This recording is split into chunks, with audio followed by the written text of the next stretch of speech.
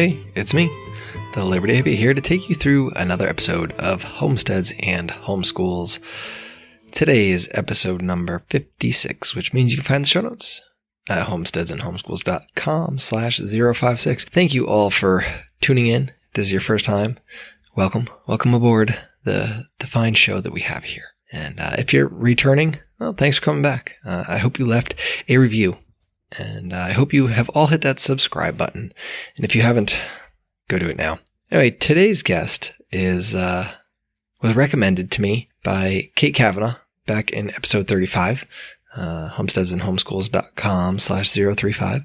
She was our ethical butcher that we had on. She went from being a vegetarian to a butcher, and she had mentioned that there's this little farm around me that's is making big waves in how meat is produced and how meat is delivered and what access and bringing meat to people, right? Increasing access to high quality products to people, other than just, you go to your store, you go to your butcher, and you get what you get, and who knows how old it is, and who knows where it came from, and who knows how it was treated. These guys over at White Oak Pasture are doing things a little bit differently. And so today I have on Miss Jenni Harris. Jenni has been on the farm pretty much all her life. She is the 5th generation there, and she witnessed the change from industrialized monoculture agribusiness into what White Oak Pastures has become. And we got into that, and we talked all about that stuff, and it's really, really, really interesting. If you are in the area, I encourage you to go check them out. I'm trying to figure out how I can get over there to check them out. They're just a couple hours away, so it's not too bad. Not too bad. It's definitely doable. Anyway, I hope you guys enjoy the show. So let's go plant those Liberty Seeds with Miss Jenni Harris.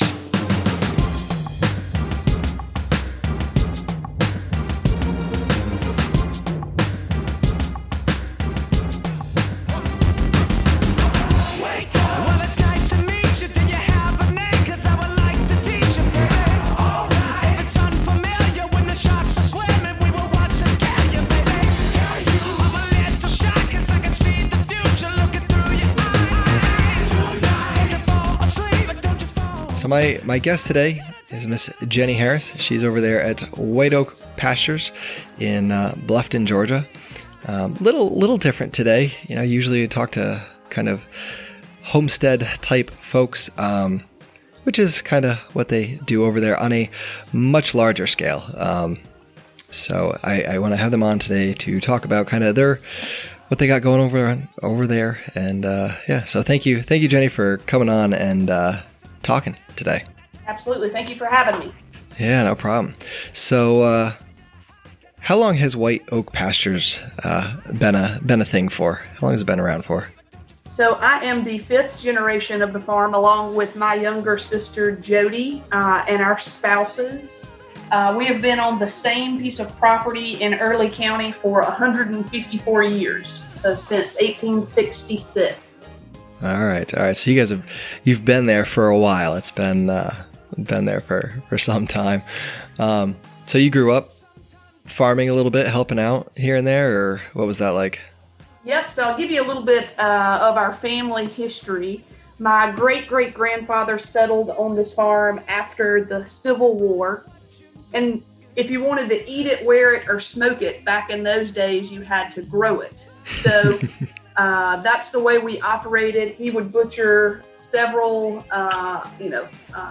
chickens, a couple of hogs, and a cow every Friday or Saturday, load it up on a mule-drawn wagon and sell it locally in the town of Bluffton. You fast forward to his grandson's time, which would be my grandfather. The meat industry changed. During that era, meat was centralized, or animal production was centralized, industrialized, and commoditized to a point where we were a monoculture of cattle, a cow-calf operation. We would raise calves to weaning and then sell them to the big outfits out west. And we continued that for several decades. It wasn't until my dad took over in the 90s that we transitioned to the type of farming we practice today.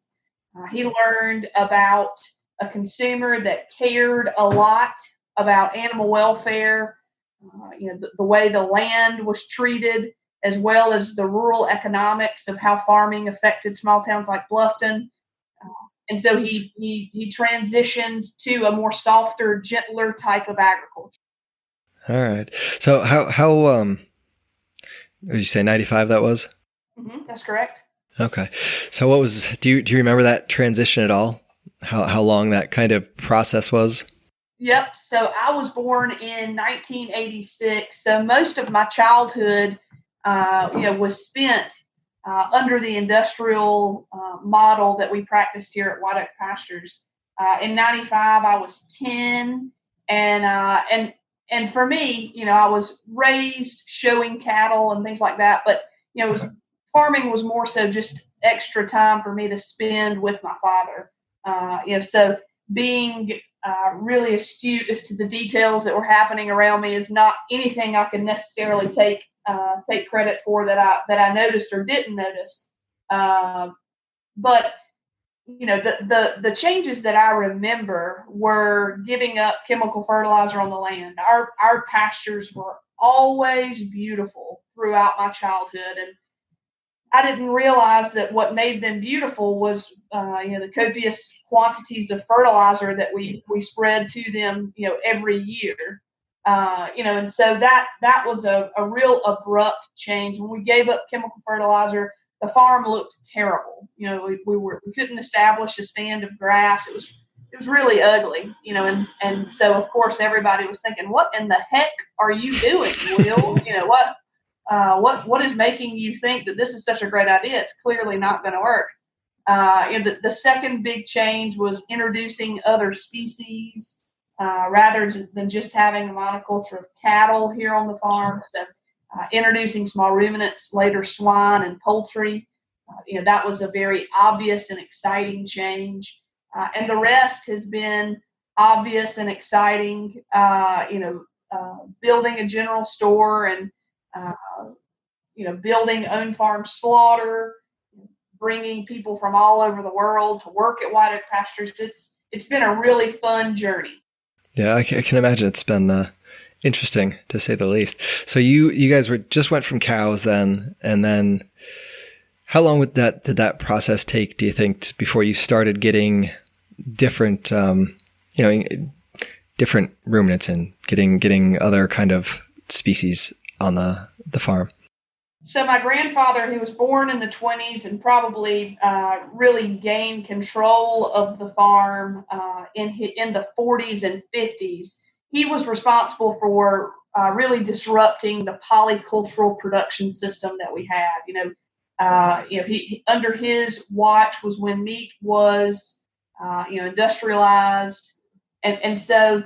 I would say that the disappearance of species happened somewhere in the 40s, 50s, and the resurgence of those started in the early 2000s. What ultimately led to us introducing a new species was the fact that we gave up chemical fertilizer on the farm and relied on cattle to graze it.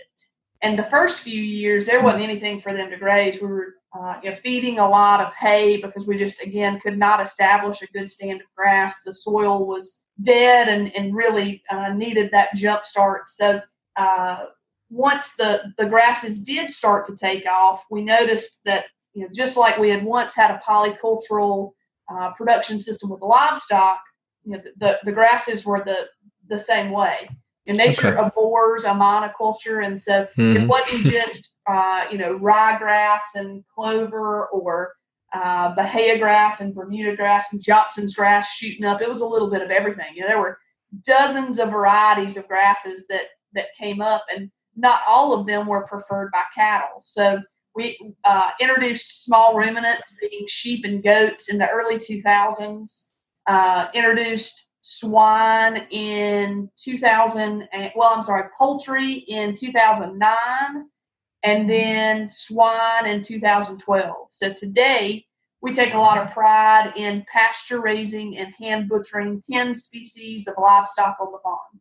So back to like when you made that switch over and, things are kind of, the soil's been beat to death for years and just kind of saturated with chemicals. Was there hesitancy to maybe go back to like the way things were when, the grass wasn't coming along? Do you remember any of that transition? I feel like as a farmer, as someone that's kind of relying on that for an income, that could be a pretty scary time. I don't know. I would assume you were buying hay, buying grain that you might not have had to buy before. Or Sure. So my dad talks about using chemical fertilizer like it was an addiction. As addicted as people are to, alcohol or drugs or nicotine, he was addicted to chemical fertilizer. It was like pressure washing. Within seconds you can see, how much benefit that's having, on the land. So we really struggled. The temptation of using chemical fertilizer was there and remained there post giving it up for probably 5 years. It literally took that long for us to see any benefit. At all in the grasses. Yeah, it's a crazy thing to think about. 5 years sounds like such a long time, but it's not. But at the same time, when you're hanging on like that, it really is. And I can see where it would be hard for people to make that switch, to make that jump into that. So you mentioned earlier, kind of why your father got onto that transition, kind of why he decided to get into it. Was it more like the customer base was kind of more interested in that sort of farming at the time, or what was it that kind of triggered that switch? So one important thing for us to say out loud is the fact that we did not necessarily need to change the way we farmed. My father inherited 1,000 acres and a nice herd of cattle from his dad. And under the commodity production system that we practiced at White Oak Pastures, we were always profitable. We paid taxes every year. So the interest in changing was completely dependent on Dad's lack of interest in the commodity market. He says that he wishes he had seen a burning bush and someone from heaven reached down and spoke to him. And the truth is that didn't happen. But what did happen was, he's got a pretty alpha, aggressive personality. And so if the label said use 2 cc's, he used 4. And if it said apply, a quart to the acre, he probably applied 3 or 4. And so what that did was speed up the unintended consequences of those products that he was using here on our farm. He just got to see it before everybody else. He became disgusted with the excess in the commodity production system, and simultaneously learned about consumers who were interested in food being produced in a responsible manner with focus on animal welfare and land regeneration. So, it sounds a lot better to say that he was led to it from a higher place or higher purpose. But the truth is, what was cool to him in his 20s was less cool in his 30s, and even less cool in his 40s, and that sort of jump started his interest in this softer, gentler type of agriculture. Yeah, I can see how that could happen. So in today's operation, then you don't use chemical fertilizers. Do you use fertilizer of sorts, or do you just kind of work in what the animals give you? Or good question. So what we do is we use animals as tools to shape land. We've been fortunate enough to add acreage to our farm every year. I mentioned my dad inherited 1,000 acres of land from from his father, and that's the land that had been in our family for 100 years. But we've tripled in size thanks to the demand of grass-fed beef and pastured poultry, and so that's been a really exciting thing to watch. Cool.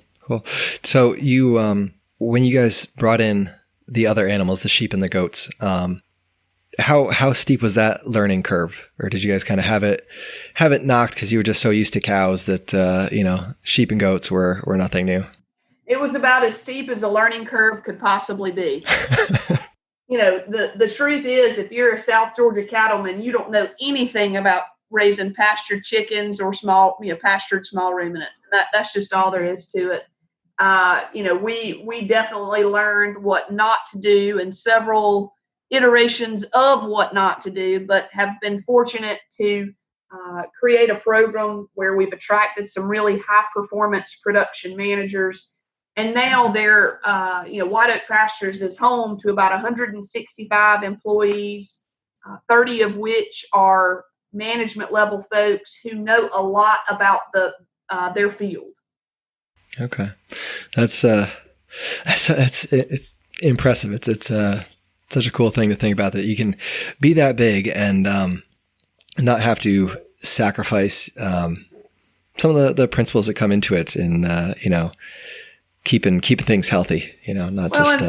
This is an important thing to say.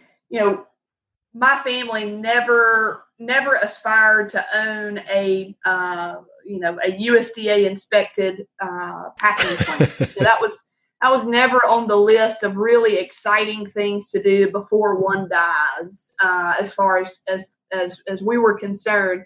But the truth is, in order for us to market what we had, we ultimately had to build a USDA inspected slaughter plant.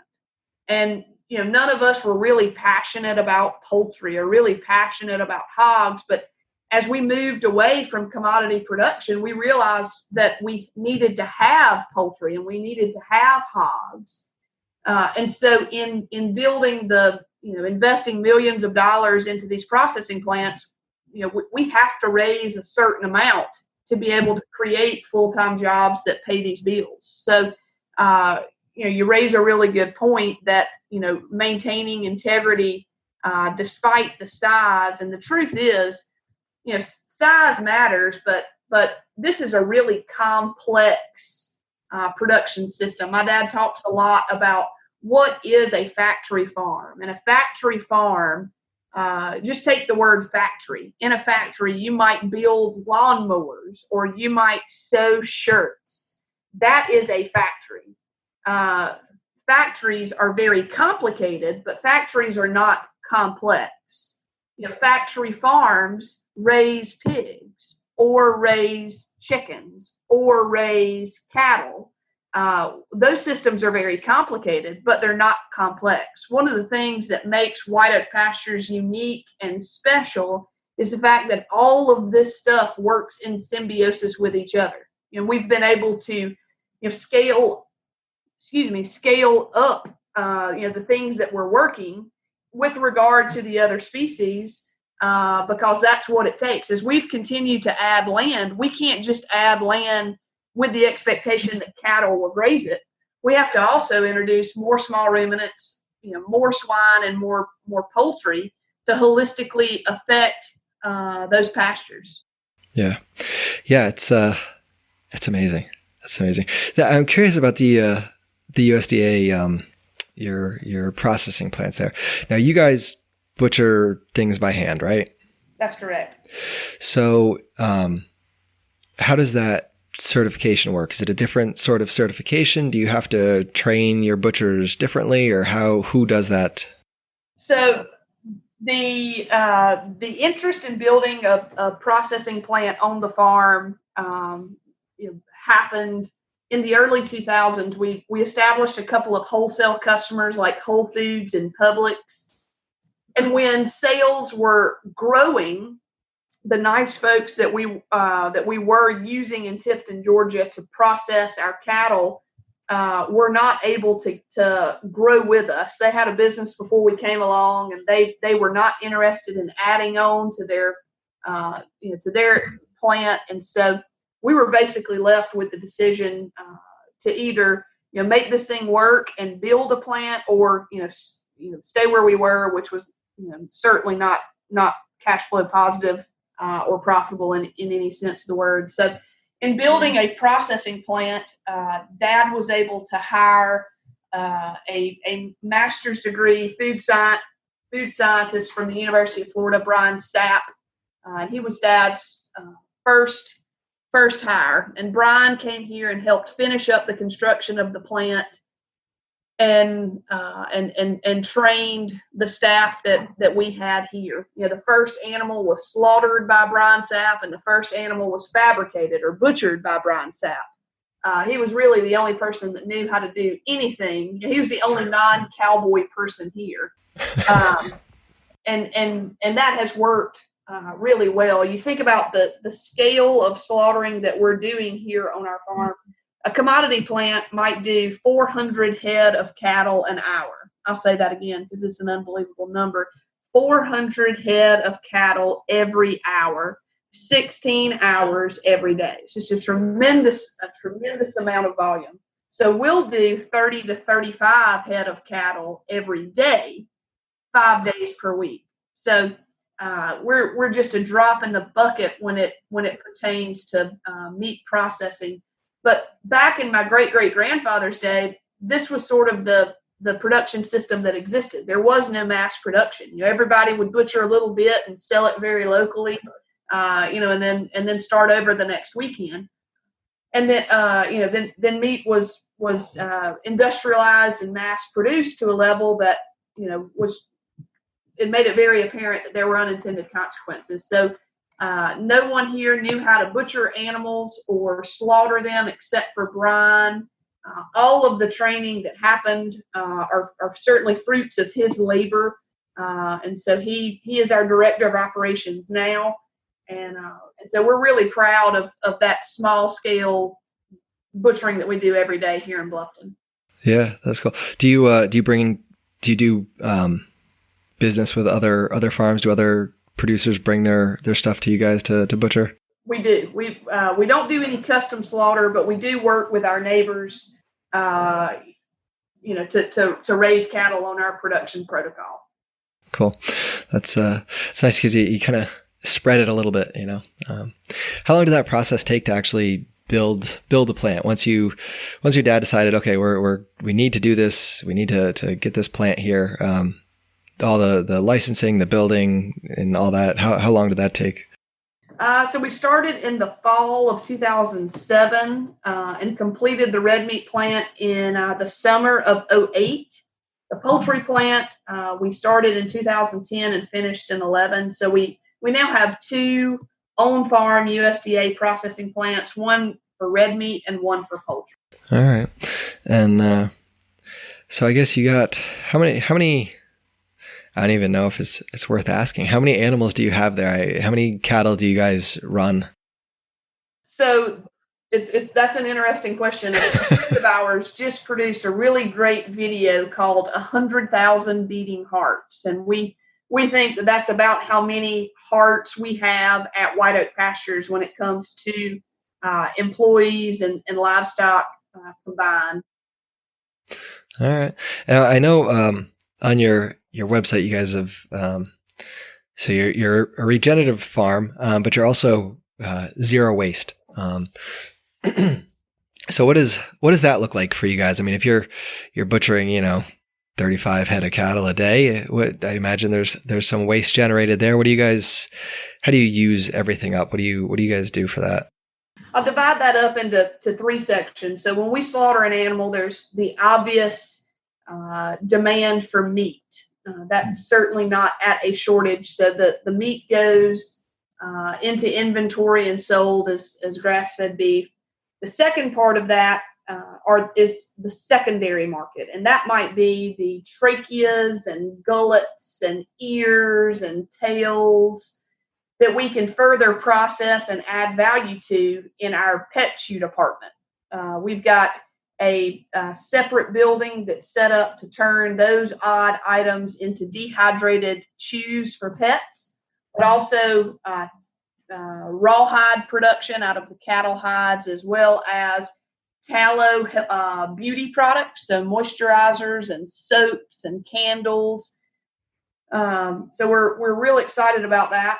And then the third bucket is the composting operation. There are certain parts that we compost with a method that Cornell University developed that turns those inedible parts and pieces of those carcasses into organic fertilizer that we later spread on the farm as a soil amendment. Okay. Very cool. It's impressive. It's one of those things when you butcher an animal and you break it down and put it in your freezer and you look at all the stuff that you're left with, there can be a lot of waste there if you decide not to use it, or if you just kind of, don't care to use it. But there's a lot of value in that, even just, personally. It's one of those things. It's a big animal. Cows, goats, they're big animals. And when you break it down and you want to get all that you can out of it, it seems wasteful not to. Well, and for us, all of that has value. Factories treat certain things as byproducts versus farms, where we see that, goodness gracious, fat doesn't compost well. There's not necessarily a market for all of the fat. What else can we do with it? Turning it into soap just is a very logical movement for us. The people who are really, really concerned about the foods that they consume are also concerned about the moisturizers that they rub all over their skin, or the soaps that they use every day in their shower. So, one of the most eye-opening things for me in regards to talking about White Oak Pastures in comparison to commodity production is that we don't think there are any byproducts. We think that they're just product. Yeah. Yeah. It's a nice way to think about it, to look at it. Everything is useful, just got to figure out how to use it. So, I'm kind of curious, you guys have grown quite a bit over the last few years. How does that look in terms of, Bluffton itself? I imagine, hiring people has brought some families in, your, I don't want to say lifestyle necessarily, but the manner in which you, farm, I'm sure probably has some outreach within town or not. I don't know. What does that look like? Bluffton is a really unique place. The last census that I saw said that there were 100 citizens in the town of Bluffton. Prior to 2016, the only thing you could buy in Bluffton was a postage stamp. No red lights, no stores, no industry. It was a town that literally was established on agriculture and then completely abandoned on agriculture when it was industrialized. There are not too many places that you can be east of the Mississippi and still be 50 miles from the nearest Walmart. But Bluffton is. Growing up, I swore that I would never live in Bluffton, nor would I raise my family in Bluffton, simply because there was no real sense of community. And so White Oak Pastures has had quite the effect on the town of Bluffton, not intentionally, but certainly interestingly. We started hiring all these really high performance folks who understood, regenerative, responsible agriculture. And of course they needed to move to the farm. And so you can walk down the street in Bluffton and point to a house, and there's a fellow that lives in California in that house, and Philadelphia in that house, and Haiti in that house. I mean, folks have literally come from all over the United States and all over the world to work at and or visit White Oak Pastures. With a company based in Bluffton that has more people employed than the town has citizens is an interesting scenario, however you think about it. But Bluffton is now a town that is thriving in regards to people who are passionate about one thing, and that is regenerative agriculture. If you don't like regenerative agriculture, then don't come to Bluffton, because that's what we do. That's awesome. That's cool how it kind of does that. All right. I don't know. What's your favorite part of it all?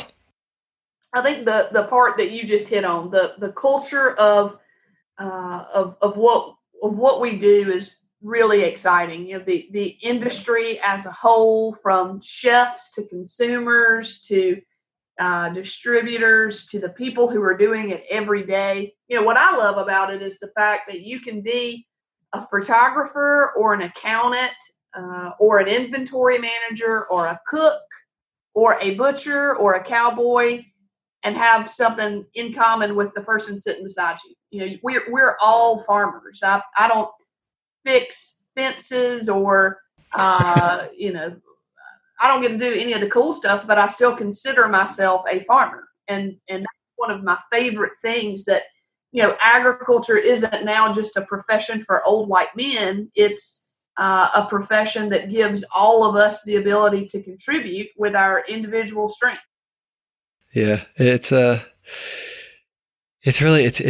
impressive how much things can actually grow when you try to, wrest some of that, I don't know, influence or whatever you want to call it from the whole centralized notion of, all that has become industrialized agriculture, from food, meat to vegetables to grains, whatever. But I'm glad you are enjoying that.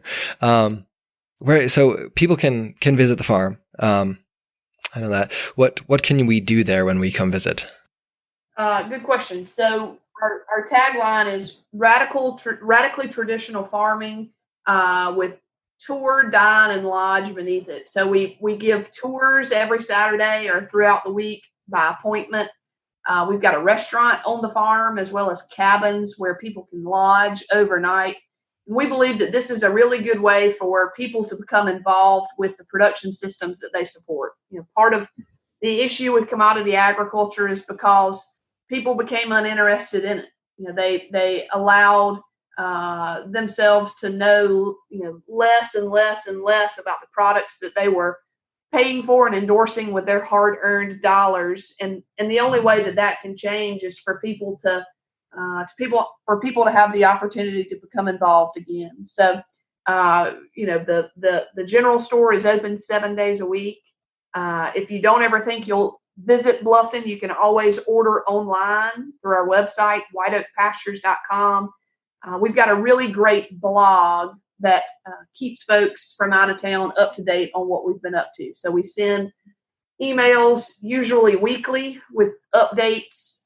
This morning I helped unload 450 young ewes from Texas that will be grazing our partner's solar site about 5 miles from the farm. So you really never know what you're going to get into around here.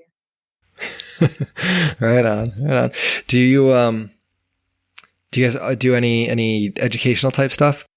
We do. Our next producer workshop is on April the 4th, and it's really a pretty good experience. So our hog manager will speak for an hour. Our poultry production manager will speak for an hour. Small ruminants an hour. Cattle an hour.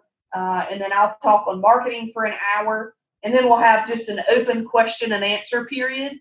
So we often do workshops, whether they're hyper focused on leather crafting or tallow products, or open to producers that want to farm like we do. We usually have a workshop every other month. Nice. Okay.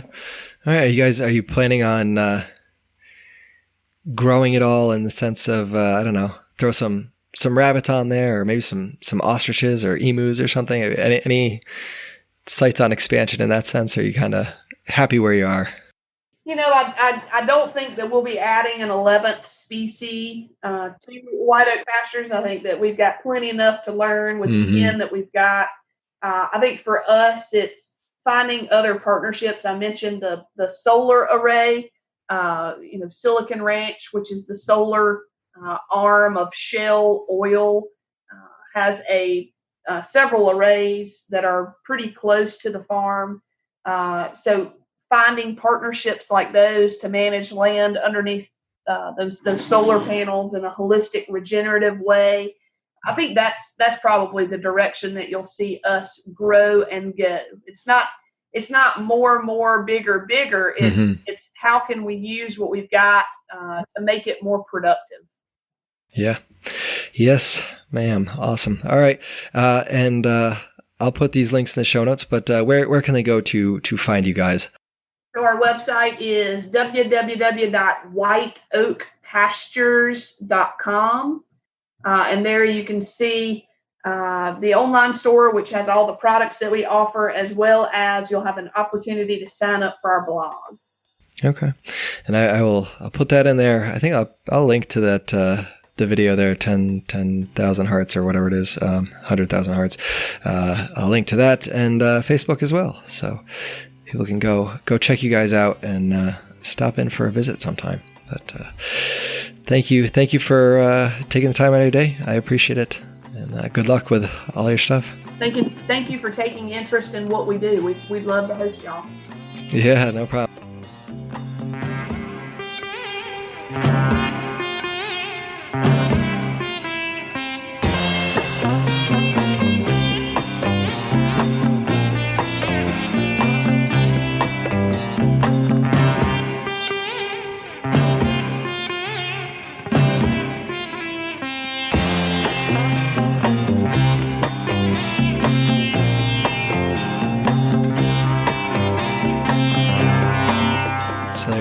Regenerative farming, zero waste, humane, ethical, all these wonderful things. They've there's even been a study recently that says White Oak Pastures beef reduces atmospheric carbon. Imagine that in today's world when there's so much to do about the climate and you can't eat meat because it's bad for the climate. Well, here you go. You got something that might say otherwise, right? It's different ways of doing things can come out with different outcomes. And here we are. I hope you guys enjoyed that. I know I talk to a lot of different people doing different things, and I enjoy it. And, a lot of people have different things that I'd like to try, or maybe there's some things that I say, oh, I really don't like that, and I don't want to try that. I tell you, listening to Jenni talk about her farm was super inspiring, and it's one of those things that I don't have any aspirations to become that big. But there's different ways and techniques that you can implement things on your little spot, or encourage, a local farmer to check something out. All right, maybe try something a little differently, because in the end, it sounds like it's working out better for them. All right, they went from not being cash positive to being cash positive to really flourishing. They are just a fine business down here, just doing amazing things. So if you would like to order some beef, you can do that through them. They will deliver it. Let them know that you appreciate what they're doing. And if you appreciate what I'm doing, you can go head over to homesteadsandhomeschools.com/Amazon and click through my affiliate link there. Or you can even go over to patreon.com/thelibertyhippie, and for a couple bucks a month, you get some bonus content. You get some stickers, some seeds, some merchandise, all sorts of other things over there. So go and check that out. A little number update. We're still kind of on pace, a little falling off that 4-digit number for February, but it's possible. It's possible. But I need you to share this with your friends. I need you to tell other people, spread it around, get the word out there. And it's a good episode to share with all your agricultural friends, I think. So anyway, guys, I appreciate you being out here, being there, being wherever you are. Let me tickle your eardrums. Remember, get out there, sow those seeds of liberty. We can all reap sheaves of freedom together. I'm gonna ride a hustler's dream.